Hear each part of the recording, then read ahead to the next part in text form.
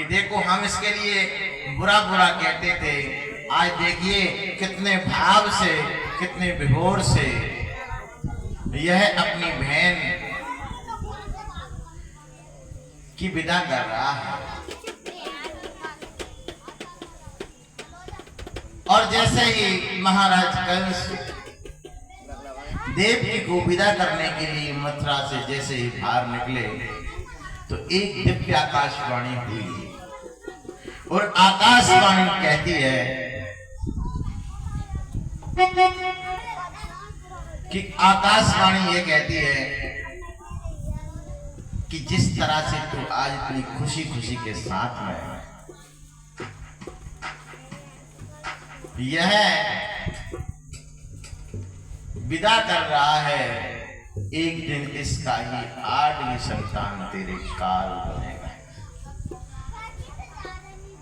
कहा कि एक दिन 8वीं संतान तेरा काल बनेगा। और जैसे ही आकाशवाणी ने ऐसा कहा तो तुरंत तलवार निकाल लेते हैं महाराज कंस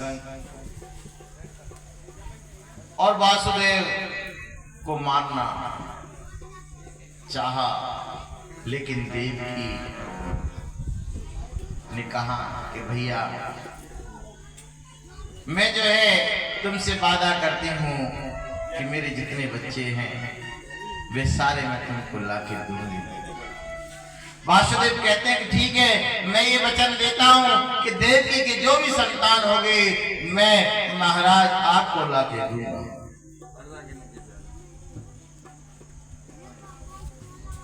महाराज मैं आपको ला के दूंगा। यह बात वासुदेव जी ने जैसे ही कहा तो वासुदेव जी ने जैसे ही कहा तो महाराज कंस ने उनको छोड़ दिया। और छोड़ने के पश्चात जैसे ही देवकी की प्रथम संतान हुई तो देवकी ने महाराज कंस को, वासुदेव जी ने महाराज कंस को लाकर दी। तो महाराज कंस उस बालक के नन्हे नन्हे से पैर और नन्हे नन्हे से हाथ, छोटे छोटे से हाथ देखकर कहने लगते हैं कि भैया कि ये मेरे को क्या मारेगा, कि मैं कहां इतना बलवान और कहां ये नन्हा सा जीव कहूं मेरे को मार सकता है। मन में ऐसा उसने कहा और महाराज कंस ने प्रथम संतान जो है देवकी को वापस कर दी। और जैसे ही देवकी को वापस की तो इधर महाराज देवकी बड़ी प्रसन्न हुई कि मेरे भाई ने मेरी संतान को वापस कर दी, इसको मारा नहीं। तो बड़ी प्रसन्न हुई। वासुदेव कह रहे हैं हे देवकी तू महाराज कंस को जानती नहीं है कि क्यों नहीं जानती है कि कब उसकी मति बदल जाए और कब इस पुत्र को मार दे। इतना मोह करना ठीक नहीं है। जैसे ही वासुदेव अपनी पत्नी देवकी को समझा रहे हैं और थोड़ी देर बाद में क्या होता है, थोड़ी देर बाद महाराज एक संतरी, एक मंत्री महाराज कंस से कहता है कि महाराज आपने उसको व्यर्थ ही जाने दिया, क्यों आकाशवाणी का कोई भरोसा नहीं है कि कब वो 8वां बना दे, उसका कोई भरोसा नहीं है। क्योंकि पहला भी 8वां बना सकती है और 8वां भी 8वां बना सकती है। वह मंत्री ने एक कमल का पुष्प लिया, उसकी 8 पंखुड़ियों को महाराज कंस को गिनवाने लगा। और जैसे ही महाराज कंस को वे 8 पंखुड़ियां गिनवाई, पहली से लेकर 8 तक गिनवा देता है, फिर पहली छोड़कर दूसरी से, फिर गिनवा देता है तो जो पहली थी वो 8वीं हो जाती है, दूसरी थी वो 8वीं हो जाती है, तीसरी थी वो 8वीं हो जाती है। इसी प्रकार से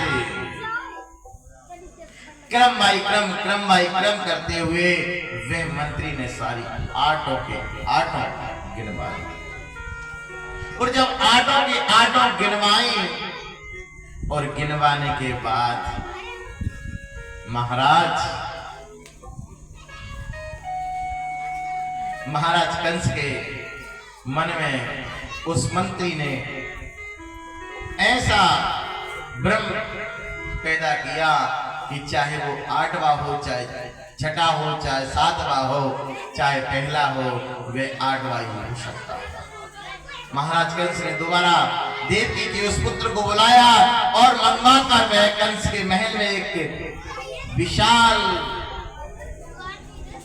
पत्थर की शिला थी, उस शिला पर फेंक दिया। और जैसे ही फेंका तो उस नन्हे से जीव के प्राण हो जाते। महाराज उस नन्हे से जीव के प्राण हुए। 1 नहीं, 2 नहीं, 3 नहीं, 4 नहीं, 5 नहीं और 6 पुत्रों को देवकी के महाराज कंस उसी पत्थर की शिला पर फेंक दिए। और जब उसी पत्थर की शिला पर फेंक दिया और फेंकने के पश्चात महाराज 7वीं जैसी ही संतान हुई तो वह भगवान ने योग माया के द्वारा जो गोकुल में वासुदेव जी की दूसरी पत्नी रोहिणी थी उनकी गर्भ में स्थापित कर दिया। संकर्षण द्वारा गर्भ में स्थापित कर दिया और वह रोहिणी के पुत्र का जन्म हुआ। जैसे ही 8वां गर्भ हुआ तो भगवान श्री कृष्ण देवकी के गर्भ से जन्म लिए और गर्भ से जन्म लेने के पश्चात वासुदेव जी से भगवान कहते हैं कि भैया कि मेरे लिए गोकुल तुम छोड़कर आओगे और गोकुल से जो है नंद भवन से नंद बाबा के यहाँ से योग माया को लेकर आ जाओगे। भैया बच्चे आप लोगों से निवेदन है देखिए बिल्कुल चिल्ला चौंक नहीं करना है।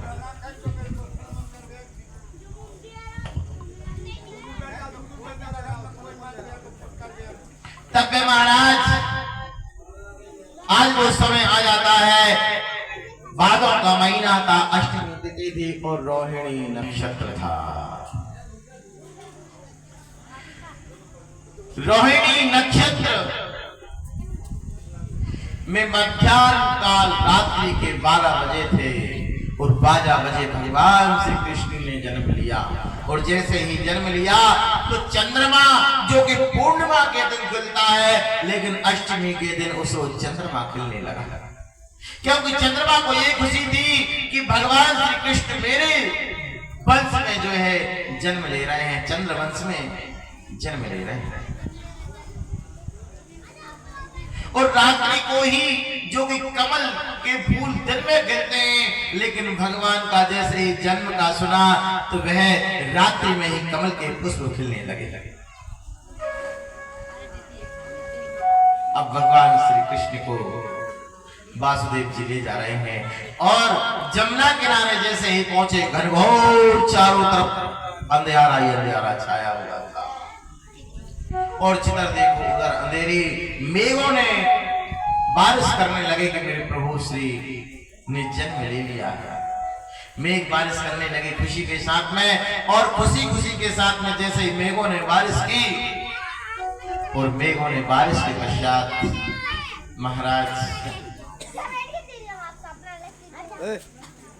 नागों ने भगवान की छत्र छाया की और जैसे ही वासुदेव की गाड़ी तक फूल लगाए थे ना, फूल अंदर रख।